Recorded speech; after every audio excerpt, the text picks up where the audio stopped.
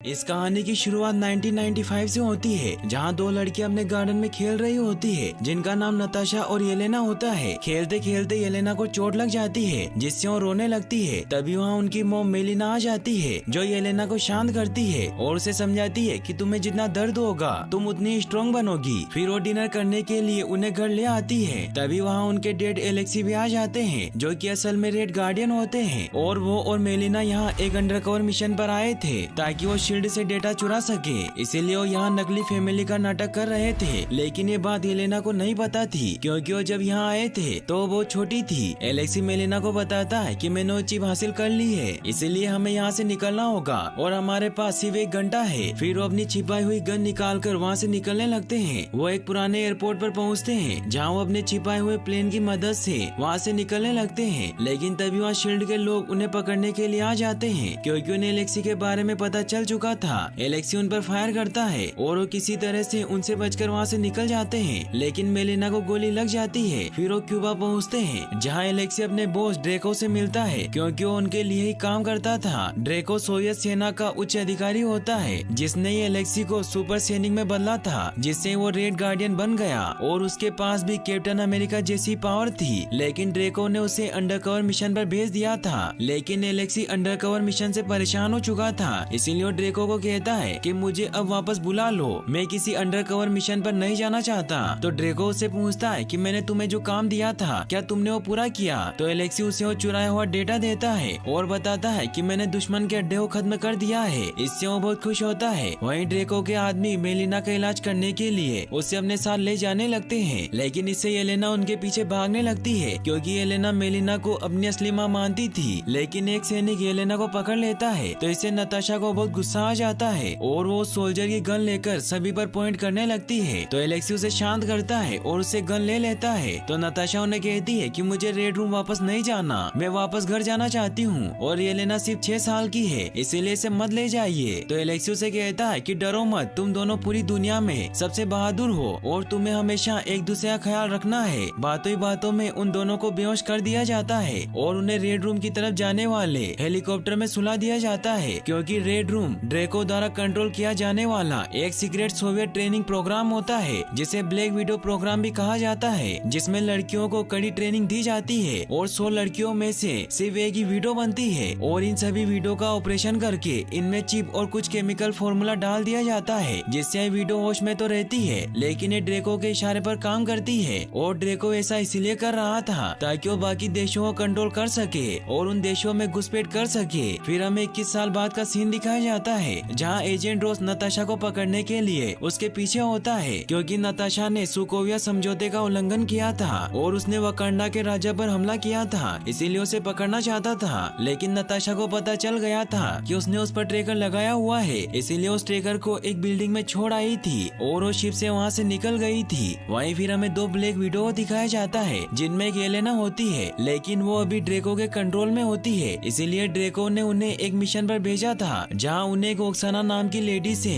Parcel हासिल करना होता है, जो कि एक पुरानी विडो होती है। लेकिन ओक्साना उन दोनों को देख लेती है, इसीलिए वहाँ से भागने लगती है। तो येलेना उसके पीछे जाती है और उस पर चाकू से अटैक कर देती है, क्योंकि वो अभी ड्रेको के कंट्रोल में थी। ओक्साना काफी ज्यादा घायल हो जाती है और येलेना उससे उसका बैग छीनने लगती है। लेकिन तभी ओक्साना अपने बैग में रखे हुए एक रेड सीरम को येलेना पर स्प्रे कर देती है, जिससे येलेना होश में आ जाती है, क्योंकि वो रेड सीरम ड्रेको के माइंड को कंट्रोल करने वाले सीरम को बेअसर कर देती है। येलेना होश में आती है तो उसे कुछ समझ नहीं आता और जब वो ओक्साना को घायल हालत में देखती है तो उसे बहुत दुख होता है कि उसने उसे मारा है। तो ओक्साना उसे कहती है कि अब तुम्हें ही बाकी सभी विडो को ड्रेको की केस से आजाद करवाना होगा। यह कहते ही वो अपना दम तोड़ देती है। तो येलेना अपने पैर में लगा हुआ ड्रेको का ट्रैकर निकाल देती है और वहाँ से रेड ट्यूब का बैग लेकर निकल जाती है। येलेना के साथ आई हुई विडो जब येलेना से कांटेक्ट करने की कोशिश करती है तो उससे उसका कोई कांटेक्ट नहीं हो पाता, जिससे वो ड्रेको को इन्फॉर्म कर देती है और उससे टास्क मास्टर विडो को एक्टिवेट करने की परमिशन मांगती है। तो ड्रेको हाँ कर देता है। फिर टास्क मास्टर को एक्टिवेट कर दिया जाता है, जो कि ड्रेको का एक स्पेशल प्रोजेक्ट होता है, जिसमें टास्क मास्टर के दिमाग में एक चिप लगी होती है, इसीलिए वो किसी भी इंसान को स्कैन करके उसकी लड़ने की स्टाइल कॉपी कर सकता था। टास्क मास्टर को रेड डस्ट ढूंढने के लिए भेज दिया जाता है। वही हमें नताशा को दिखाया जाता है, जो सभी से छिपने के लिए नॉर्वे में चली जाती है, क्योंकि सोवियत समझौते को तोड़ने की वजह से रोज ने काफी सारे एवेंजर को पकड़ लिया था और अब सिर्फ ब्लैक विडो यानी कि नताशा और कैप्टन अमेरिका ही फरार थे। नताशा नॉर्वे में एक घर में पहुंचती है जहां उसके दोस्त रिक मेसन ने उसके रहने का सारा इंतजाम कर दिया था और उसने नताशा के लिए नकली पासपोर्ट और वीजा का भी इंतजाम कर दिया था। फिर मेसन वहां से जाने लगता है तो नताशा उसे उसके घर में रखे हुए मेल से भरे हुए बॉक्स के बारे में पूछती है। तो मेसन उसे कहता है कि मुझे तुम्हारे बुडापेस्ट वाले घर से मिला कुछ सामान है। तो नताशा उसे कहती है कि सामान मेरे लिए कुछ काम का नहीं है। तो मेसन उसे कहता है कि अगर तुम्हें नहीं चाहिए तो इसे कचरे में फेंक देना।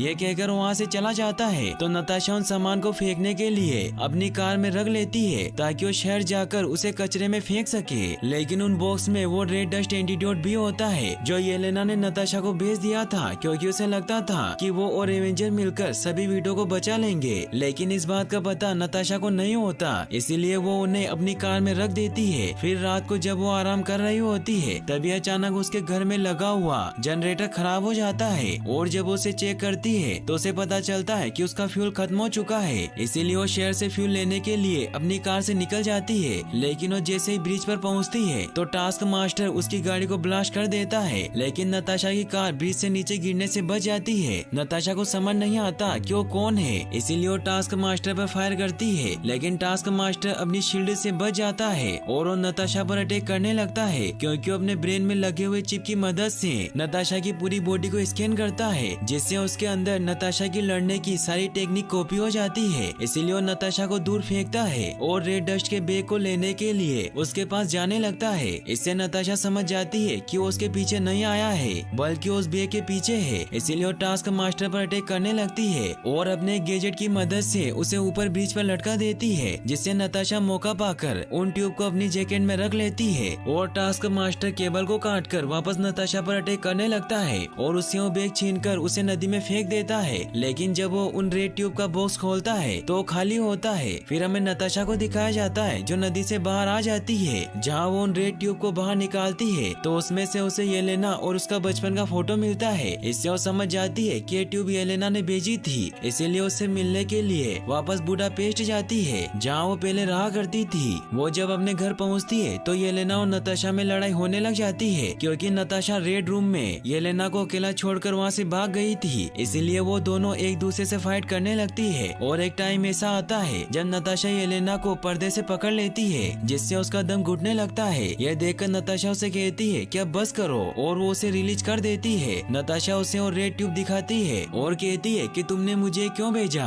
और ये क्या चीज है। तो येलेना उसे बताती है कि सिंथेटिक गैस है जो दिमाग को कंट्रोल करने से रोकती है। लेकिन नताशा को कुछ समझ नहीं आता, इसीलिए वो येलेना से कहती है कि मैं यहाँ से बचकर भाग रही थी, फिर तुमने मुझे यहाँ मरने के लिए क्यों बुलाया। तो येलेना उसे कहती है कि तुम ही तो एक एवेंजर हो जिसे मैं जानती हूँ, इसीलिए मैंने तुम्हें भेजा था। और वो उसे बताती है कि मैं हर रोज टीवी में इसी न्यूज का इंतजार करती हूँ कि कैप्टन अमेरिका ने रेड रूम को मिटा दिया। तो इससे नताशा काफी हैरान होती है और वो उसे कहती है कि रेड रूम तो सालों पहले खत्म हो गया था और ड्रेको मर चुका है और मैंने खुद उसे मारा था। तो येलेना उसे कहती है कि तुम्हारी गलतफहमी है और अगर तुम्हें ऐसा लगता है तो मुझे बताओ कि क्या हुआ था। तो नताशा उसे बताती है कि होकाई और मैंने ड्रेको को मारने के लिए ढेर सारे बम लगाए थे और उसे मारने के बाद ही मैं शील्ड छोड़कर अवेंजर बन पाई थी। तो येलेना उसे कहती है कि क्या तुमने ड्रेको की लाश देखी थी। तो नताशा उसे कहती है कि वो बॉम्ब ब्लास्ट में पूरी तरीके से उड़ चुका था, इसीलिए उसकी बॉडी बची नहीं थी और वो धमाका इतना बड़ा था कि मैं और होकाई 10 दिन तक बुडापेस्ट में छिपे रहे थे, तब जाकर हमें यहाँ से बाहर निकलने का मौका मिला था। लेकिन ड्रेको को भी इस बात का पता चल गया था कि नताशा उन रेड ट्यूब को लेकर बुडापेस्ट आई है, इसीलिए उन दोनों पर हमला करने के लिए अपनी वीडियो को वहाँ भेज देता है। तो नताशा और येलेना वहाँ से भागने लगती है। वो बिल्डिंग से बाहर की तरफ भागती है क्योंकि येलेना की बाइक दूसरी बिल्डिंग के पास ही पार्क थी, लेकिन एक वीडियो उनके पीछे पड़ जाती है और जब नताशा और येलेना एक पाइप के थ्रू दूसरी बिल्डिंग पर जाने लगती है तब वो वीडियो भी उस पाइप पर कूद जाती है और उसका हाथ फिसल जाता है, जिससे वो नीचे गिर जाती है और येलेना बिल्डिंग के अंदर चली जाती है। नताशा उस वीडियो के पास जाती है और वो उसे कहती है कि मैं तुम्हें बचा सकती हूँ क्योंकि उसका एक पैर टूट चुका था। लेकिन वो लड़की ड्रेको के केमिकल के असर में होती है, इसीलिए अपने हाथ पर लगे हुए डिवाइस को ऑन कर देती है, जिससे ड्रेको को पता चल जाता है कि उसका एक पैर टूट चुका है, इसीलिए उसे खुद ही मार देता है। येलेना और रेड ट्यूब लेकर बाहर आती है, लेकिन तब तक बहुत देर हो चुकी थी। इससे नताशा भी समझ जाती है कि ड्रेको जिंदा है और येलेना येलेना उसे बताती है कि इस लड़की के जैसी बहुत सारी लड़कियां हैं जो ड्रेको की गुलाम है। फिर वो दोनों वहाँ से भागने लगती है। वो अपनी बाइक लेकर वहाँ से निकलती है, लेकिन तभी टास्क मास्टर अपना टैंक लेकर वहाँ आ जाता है और उन दोनों का पीछा करने लगता है। लेकिन नताशा और येलेना एक गली से बचकर वहाँ से निकल जाती है, लेकिन एक वीडियो उनके पीछे पड़ जाती है। वो उनकी बाइक का टायर ब्लास्ट कर देती है, जिससे वो दोनों नीचे गिर जाती है। लेकिन वो एक आदमी की कार लेकर वहाँ से भागने लगती है, मगर टास्क मास्टर वापस उसके पीछे आ जाता है और वो अपनी एरो से उन पर अटैक करके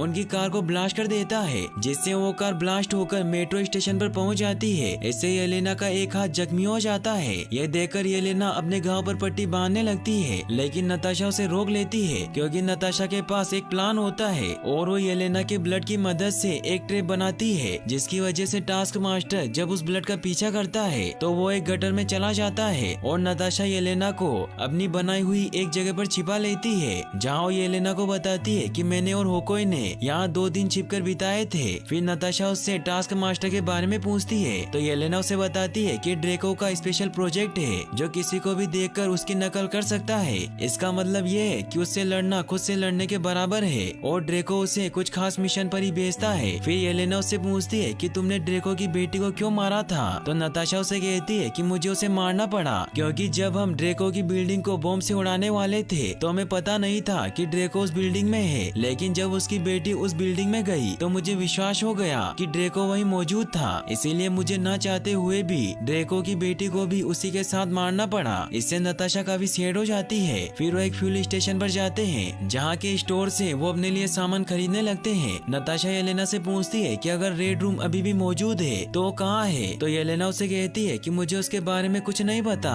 क्योंकि ड्रेको उसका लोकेशन बदलता रहता है और इस बात को राज रखने के लिए हर लड़की को एंट्री एग्जिट पर बेहोश कर दिया जाता है। लेकिन नताशा को अभी भी विश्वास नहीं हो रहा था कि ड्रेको जिंदा है, इसीलिए वो येलेना को कहती है कि अगर ड्रेको अभी भी जिंदा है तो वो मेरी नजर में क्यों नहीं आया। तो येलेना उसे कहती है कि तुम एक एवेंजर हो और अगर ड्रेको को छिप कर रहना है तो एक एवेंजर पर हमला नहीं करेगा, क्योंकि अगर उसने तुम्हें मारा तो बाकी के एवेंजर उससे तुम्हारा बदला लेंगे। फिर येलेना उससे पूछती है कि तुमने इतने सालों से मेरे बारे में जानने की कोशिश क्यों नहीं की, तो नताशा उसे कहती है कि मुझे लगा था कि ड्रेको खत्म हो गया है, इसीलिए तुम रेड रूम से आजाद हो चुकी होगी और तुमने आम जिंदगी अपना ली होगी और मुझे लगा था कि तुम मुझे देखना भी नहीं चाहोगी, इसीलिए मैंने तुम्हें कभी फोन नहीं किया। फिर रात को वो दोनों वही गार्डन में बैठे हुए होते हैं, जहाँ नताशा येलेना के घाव पर मलहम लगाती है। येलेना नताशा को बताती है कि इन ट्यूब की मदद से ही ड्रेको और उसकी लड़कियों के नेटवर्क को खत्म किया जा सकता है, क्योंकि इस रेड डस्ट गैस को एक पुरानी वीडियो ने बहुत ही खुफिया तरीके से बनाया था। तो नताशा येलेना को कहती है कि हमें साथ मिलकर ड्रेको को खत्म करके सभी लड़कियों को बचाना चाहिए। तो येलेना उसे कहती है कि रेड रूम को ढूंढना बहुत मुश्किल है और ड्रेको को मारना इम्पॉसिबल है, इसीलिए बहुत ही भारी काम है। तो नताशा उसे कहती है कि इसमें बहुत ही मजा आएगा। फिर वो दोनों एक कार चुरा कर वहाँ से निकल जाते हैं और येलेना नताशा से पूछती है कि हम रेड रूम को कैसे ढूंढेंगे। तो नताशा उसे कहती है कि हमारे नकली डेट एलेक्सी को पता होगा कि रेड रूम कहाँ है, इसीलिए हमें उन्हें जेल से आजाद करवाना होगा। फिर वो मेसन को कहकर एक हेलीकॉप्टर का इंतजाम करवाते हैं, जो बहुत ही खटारा हेलीकॉप्टर होता है, और वो उसे लेकर रूस की जेल की तरफ बढ़ने लगते हैं। वहीं हमें एलेक्सी को दिखाया जाता है जो रूस की जेल में काफी सालों से उम्र कैद की सजा काट रहा था, क्योंकि ड्रेको ने उसे धोखा देकर उसे उम्र कैद की सजा दिलवा दी थी, क्योंकि एलेक्सी समझ गया था कि ड्रेको के इरादे नेक नहीं है और वो देश को बर्बाद करना चाहता है। एलेक्सी काफी सालों से जेल में रहने की वजह से काफी मोटा हो चुका था। वो गार्ड से अपने लिए आए हुए लेटर लेने जाता है, जिसमें रेड गार्डियन का एक टॉय भी होता है, और जब उसे ऑन करता है तो उसमें से उसे एक ईयरपीस मिलता है, क्योंकि यह नताशा का ही प्लान होता है, और उसके जरिए एलेक्सी से बात करती है और उसे जेल से बाहर निकलने का रास्ता बताती है। एलेक्सी गार्ड को मारता हुआ जेल से बाहर आ जाता है और तब तक वो हेलीकॉप्टर लेकर ऊपर पहुंच गए होते हैं, लेकिन तभी गार्ड वहां आने लगते हैं। यह देखकर एलेक्सी ऊपर चढ़ने की कोशिश करता है, लेकिन गार्ड उसे नीचे गिरा देते हैं। यह देखकर नताशा नीचे आ जाती है और वो सभी गार्ड को मारने लगती है, लेकिन वो सैनिक हेलीकॉप्टर पर अटैक करने लगते हैं। यह देखकर येलेना वहाँ का पूरा टावर ही उड़ा देती है, जिससे धमाके की वजह से हिमस्खलन आने लगता है और सभी सैनिक और कैदी वापस जेल में भागने लगते हैं। यह देखकर नताशा किसी तरह एलेक्सी को बचाकर वहाँ से निकल जाती है। नताशा एलेक्सी से रेड रूम के बारे में पूछती है, लेकिन एलेक्सी उन्हें कहता है कि मुझे रेड रूम के बारे में कुछ नहीं पता। तो नताशा उसे कहती है कि तुम तो उसके पार्टनर थे। तो एलेक्सी उसे बताता है कि जब मुझे एहसास हुआ कि ड्रेको गलत कर रहा है तो मैंने उसे समझाने की कोशिश की, लेकिन उसने मुझे धोखा देकर उम्र कैद की सजा करवा दी। इसीलिए मुझे रेड रूम के बारे में कुछ पता नहीं है, लेकिन मेलेना को रेड रूम के बारे में पता होगा क्योंकि वो एक साइंटिस्ट थी और वो आज भी ड्रेको के लिए काम करती है और उसका ठिकाना सेंट पीटर्सबर्ग के बाहर ही है। तो वो सभी वहाँ जाने के लिए निकल जाते हैं, लेकिन वहाँ पहुँचने से पहले ही उनका खटारा हेलीकॉप्टर क्रैश हो जाता है क्योंकि उसमें फ्यूल खत्म हो चुका था। फिर वो पैदल ही मेलेना के घर की तरफ बढ़ने लगते हैं। वही मेलेना अपने पिग्स को ट्रेन कर रही होती है, लेकिन तभी उसे पता चलता है कि कोई उसके इलाके में घुस आया है, इसीलिए वो गन लेकर उन पर पॉइंट कर देती है। लेकिन जब वो देखती है कि वो उसका नकली परिवार है तो उन पर फायर नहीं करती और वो काफी सैड हो जाती है। फिर वो उन तीनों को लेकर अपने घर में जाती है जहाँ नताशा को मेलेना पर शक होता है, इसीलिए उसके साथ रहती है। फिर वो साथ में डिनर करते हैं जहाँ एलेक्सी भी अपना रेड गार्डियन वाला सूट पहनकर आ जाता है। नताशा मेलेना से रेड रूम की असली लोकेशन के बारे में पूछती है तो मेलेना उसे कहती है कि ड्रेको को हराना बहुत मुश्किल है क्योंकि वो लोगों के दिमाग को कंट्रोल कर सकता है। फिर वो उसे समझाने के लिए अपने पिग को वहाँ बुलाती है जिसके माइंड को कंट्रोल कर सकती थी और उसे सांस लेने के लिए मना करती है, तो सुअर अपनी सांस रोक लेता है। यह देखकर नताशा बहुत हैरान होती है तो मेलेना उसे बताती है कि हमने अमेरिका के नॉर्थ इंस्टीट्यूट में घुसपैठ की थी जहाँ पहले ही हाइड्रा के साइंटिस्ट शील्ड के साइंटिस्ट बनकर काम कर रहे थे और उन्होंने विंटर सोल्जर प्रोग्राम के दौरान इंसानी दिमाग को खोलकर उन पर ऑपरेशन करके इंसान के दिमाग का पूरा नक्शा बना लिया था ताकि हम किसी के भी शय को उसके दिमाग से कंट्रोल कर सके और हमने इससे इंसान के दिमाग को कंट्रोल करना सीख लिया। इसीलिए मैं तुम्हें समझाने की कोशिश कर रही हूँ कि साइंस इतना आगे बढ़ चुका है कि हम अगर किसी कंट्रोल किए हुए इंसान को सांस लेने से मना कर दे तो उसे मानना ही होगा, चाहे इससे उसकी जान ही क्यों न चली जाए। और ड्रेको भी यही कर रहा है और उसने अपने कंट्रोल किए हुए एजेंट को दुनिया भर में फैला रखा है। तो येलेना इससे काफी उदास हो जाती है। वो मेलेना से कहती है कि मैं आपको अपनी माँ मानती थी, लेकिन आप में से किसी ने मुझे नहीं बताया कि वो सब एक नाटक था और आपने जो ड्रेको के लिए जिन सभी लड़कियों को अपना खिलौना बनाया उनमें से मैं भी एक थी। इससे वो काफी हर्ट हो जाती है और वो एक रूम में चली जाती है। तो एलेक्सी भी उसे मनाने के लिए उसके पीछे जाता है। नताशा मेलेना से पूछती है कि मेरे असली माँ बाप के साथ क्या हुआ, तो मेलेना उसे बताती है कि शुरुआत में रेड रूम के लिए कुछ चुनिंदा लड़कियों को चुना गया था जिन्हें उनके परिवार को पैसे देकर खरीद लिया था, लेकिन तुम्हारी माँ बिल्कुल तुम्हारी तरह थी, इसीलिए उन्होंने तुम्हें ढूंढना नहीं छोड़ा। तो ड्रेको ने उसे मरवा दिया। नताशा को वहाँ अपने बचपन की एल्बम मिलती है जब उन्होंने ड्रेको के अंडरकवर मिशन के लिए फैमिली का नाटक किया था। इससे मेलेना भी काफी सैड हो जाती है और उसे बताती है कि तुम्हारे पैदा होने से पहले ही मैं 4 बार रेड रूम के एक्सीडेंट का शिकार हो चुकी थी और वो 4 दीवारी ही मेरी दुनिया बन गई थी। तो नताशा उसे कहती है कि इसमें तुम्हारा कोई कसूर नहीं था और मुझे तुम्हारी सीख अभी भी याद है कि हमें जितना दर्द होगा उतना ही हम स्ट्रॉन्ग बनेंगे। इससे मेलेना काफी इमोशनल हो जाती है और वो नताशा को कहती है कि मुझे माफ कर दो, मैंने तुम्हारे बारे में रेड रूम को बता दिया है और वो कुछ देर में यहाँ आते ही होंगे। लेकिन मेलिना का नताशा की बातों की वजह से मन बदल जाता है और वो समझ जाती है कि वो सही नहीं कर रही है, इसलिए वो नताशा का साथ देने को तैयार हो जाती है और मेलिना खुद का और नताशा का एक मास्क बनाती है जिससे वो दोनों एक दूसरे में चेंज हो जाती है ताकि जब ड्रेको के आदमी वहाँ पहुँचे तो नताशा को मेलिना समझे। नताशा मेलिना को अपना प्लान बताती है कि हम जैसे रेड रूम में पहुँचेंगे तो मैं ट्रैकर को ऑन कर दूंगी जिससे रोज मुझे ढूंढता हुआ वहाँ आ जाएगा और हम ड्रेको को उसके हवाले कर देंगे। फिर वो एक दूसरे से कांटेक्ट में रहने के लिए ईयरपीस पहन लेते हैं। फिर हमें दिखाया जाता है कि ड्रेको के आदमी जब मेलिना के घर पर आते हैं तो एलेक्सी को बेहोश कर देते हैं, लेकिन येलेना बच जाती है और नताशा की तरफ भागने लगती है, लेकिन वहाँ नताशा मेलिना के रूप में होती है और उसने मेलिना को वहाँ बेहोश कर रखा था और वो येलेना को भी बेहोश कर देती है ताकि किसी को उस पर शक न हो। फिर टास्क मास्टर वहाँ आता है तो उसे भी ऐसा ही लगता है कि वो मेलिना है, इसीलिए उन सभी को लेकर रेड रूम की तरफ बढ़ने लगते हैं जहाँ हमें पता चलता है कि ड्रेको ने रेड रूम को सभी से छिपाने के लिए उसे आसमान में बनाया था। फिर मेलिना के बेस में नताशा अपने प्लेन को वहाँ लैंड करवा देती है और जब वो ड्रेको के पास जाती है तो ड्रेको को भी पता चल जाता है कि वो नताशा है, इसीलिए उसका मास्क उतार देता है। वही एलेक्सी और मेलिना को एक सेल में बंद किया होता है, लेकिन मेलिना खुद को वहाँ से आजाद कर लेती है क्योंकि उस रूम को उसने डिजाइन किया था। फिर अपना मास्क उतार देती है। यह देखकर एलेक्सी बहुत हैरान होता है कि वो मेलिना है और मेलिना उसे अपना पूरा प्लान बताती है। वहीं येलेना के दिमाग की जांच करने के लिए उसका ऑपरेशन किया जा रहा था, लेकिन तभी मेलिना अपने ईयरपीस से उससे कांटेक्ट करती है और उसे बताती है कि मैंने तुम्हारी कमर की बेल्ट में एक ब्लेड छिपाई हुई है। तो येलेना उस ब्लेड की मदद से खुद को आजाद कर लेती है और वहाँ मौजूद सभी लोगों को मार देती है। फिर मेलिना एलिना को बताती है कि हमें सभी वीडियो लड़कियों को आजाद करने के लिए उन रेड ट्यूब को हासिल करना होगा,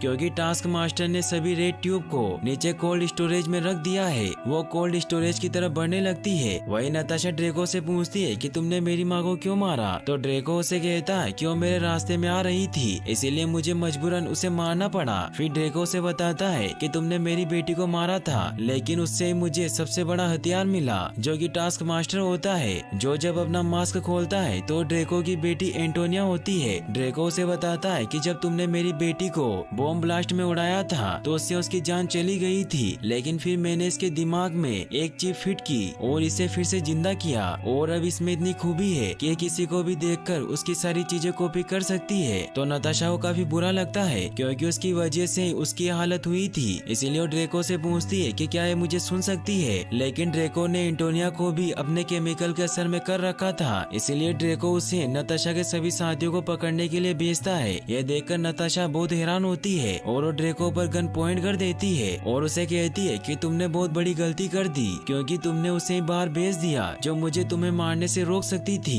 फिर वो जब ड्रेको को शूट करने की कोशिश करती है मगर उसे शूट नहीं कर पाती, और जब वो चाकू से अटैक करती है तो चाकू से भी अटैक नहीं कर पाती, क्योंकि ड्रेको ने सभी वीडियो लड़कियों पर एक खास तरह का फेरे नॉर्मल लॉक लगा रखा था, जिससे कोई भी वीडियो जब तक उसकी स्मेल सूंघ सकती थी तब तक वो उस पर अटैक नहीं कर सकती थी। वही हमें मेलेना को दिखाया जाता है जो रेड रूम पर कब्जा करने के लिए उसके कंट्रोल रूम में जाती है, ताकि वो रेड रूम को नीचे धरती पर लैंड कर सके और रोज नताशा के जीपीएस को ट्रैक करके वहाँ पहुँच जाए और वो ड्रेको को पकड़ ले। लेकिन ड्रेको को उनकी इस चाल के बारे में पता चल जाता है और वो सिस्टम को लॉक कर देता है, जिससे मेलेना कंट्रोल रूम में ही लॉक हो जाती है। वही एलेक्सी एंटोनिया से लड़ रहा होता है और येलेना रेड ट्यूब सीरम को हासिल कर लेती है और वो सभी वीडियो लड़कियों की तरफ बढ़ने लगती है। वही नताशा ड्रेको को गुस्सा दिलाने लगती है, जिससे ड्रेको उस पर वार करता है और उसे बताता है कि इस पूरी दुनिया को मैं कंट्रोल करता हूँ, क्योंकि मैंने पूरी दुनिया में वीडियोस का नेटवर्क फैलाया हुआ है, जिससे पूरी दुनिया मेरे कंट्रोल में है, और अब मैं तुम्हें भी कंट्रोल कर लूंगा, जिससे एक एवेंजर मेरी कठपुतली होगी और मैं खुलकर दुनिया के सामने आ सकूंगा। लेकिन ये सब नताशा का प्लान होता है ताकि वो ड्रेको के सारे डेटा के बारे में जान सके। फिर वो अपनी नाक की हड्डी तोड़ लेती है ताकि वो ड्रेको की खुशबू को सूंघ न सके। फिर उस पर अटैक करने लगती है, लेकिन ड्रेको चालाकी से रेड सिग्नल अलर्ट कर देता है, जिससे सभी वीडियो उसे बचाने के लिए उसके रूम की तरफ बढ़ने लगती है। वही मेलिना भी कंट्रोल रूम से निकलकर किसी तरह बाहर आ जाती है और वो सभी गार्ड से बचने के लिए उस शिप के एक फैन को ही तोड़ देती है, जिससे वो सभी गार्ड्स मर जाते हैं और शिप का एक इंजन भी पूरी तरह से बर्बाद हो जाता है, जिससे अब वो शिप किसी भी वक्त क्रैश हो सकता था। और वो येलेना को भी इस बारे में बता देती है। वही येलेना वीडियो के रूम में पहुंचती है, लेकिन वो वहाँ से निकल चुकी थी, इसीलिए येलेना एक बॉम्ब पर रेड ट्यूब को लगा देती है। फिर वो ड्रेको के रूम की तरफ बढ़ने लगती है। वही एंटोनिया और एलेक्सी आपस में लड़ रहे होते हैं, लेकिन एंटोनिया अपनी चिप की वजह से बहुत ताकतवर होती है, इसीलिए एलेक्सी उसके सामने टिक नहीं पाता और एंटोनिया उसे मारने लगती है। लेकिन तभी वहाँ मेलिना आकर एलेक्सी को बचा लेती है और वो एंटोनिया को एक सेल में बंद कर देती है। वही नताशा ड्रेको को जान से मारने लगती है, लेकिन तभी वहाँ सारी वीडियो लड़कियाँ आ जाती है और वो ड्रेको को बचा लेती है।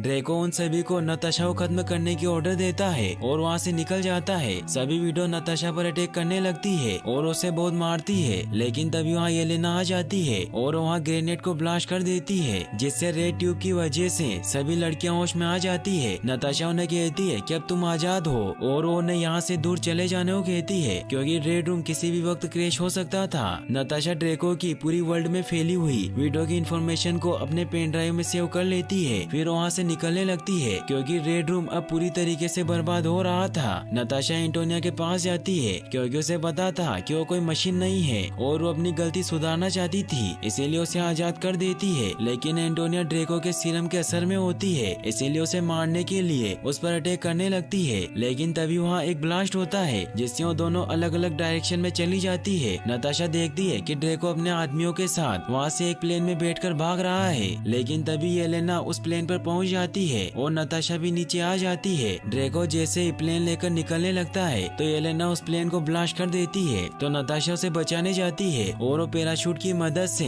येलेना को बचा लेती है। तभी एंटोनिया नताशा को मारने के लिए उसके पीछे आने लगती है। यह देखकर वो येलेना को दूर कर देती है और वो एंटोनिया से फाइट करने लगती है, लेकिन नताशा उस पर वार नहीं करती और उसे वापस ठीक करने के लिए उसके मास्क को हटा देती है। फिर वो रेड सीरम की मदद से एंटोनिया को ठीक कर देती है। नताशा एंटोनिया से माफी मांगती है। तभी नताशा देखती है कि पूरा रेड रूम शिप बर्बाद हो गया है। फिर वो येलेना के पास जाती है जो अब ठीक होती है। नताशा येलेना को कहती है कि तुम मेरी छोटी बहन हो और मुझे तुम्हें छोड़कर नहीं जाना चाहिए था, क्योंकि अब उसे अपनी गलती का एहसास हो गया था। इसीलिए उसे कहती है कि हमारा बचपन झूठ नहीं था। तभी वहाँ एलेक्सी और मेलिना भी आ जाते हैं। वो सब एक दूसरे से मिलकर बहुत खुश होते हैं। तभी वहाँ रोज भी आने लगता है तो नताशा येलेना को पेन ड्राइव देती है और कहती है कि मेलिना को रेड ट्यूब दोबारा बनानी होगी। तभी वहाँ वो विडोज भी आ जाती है जिन्हें उन्होंने रेड रूम से बचाया था, जो उन्हें वहाँ लेने के लिए आई थी। फिर वो उन सभी को अपने साथ लेकर निकल जाती है, लेकिन नताशा वहीं रुकती है क्योंकि उसे लगता था कि अगर उसकी फैमिली एक हो सकती है तो एवेंजर को भी एक कर सकती है। तभी रोज भी वहाँ पहुँच जाता है, लेकिन जब उसे पता चलता है कि नताशा ने रेड रूम को मिटा दिया है तो वो उसे गिरफ्तार नहीं करता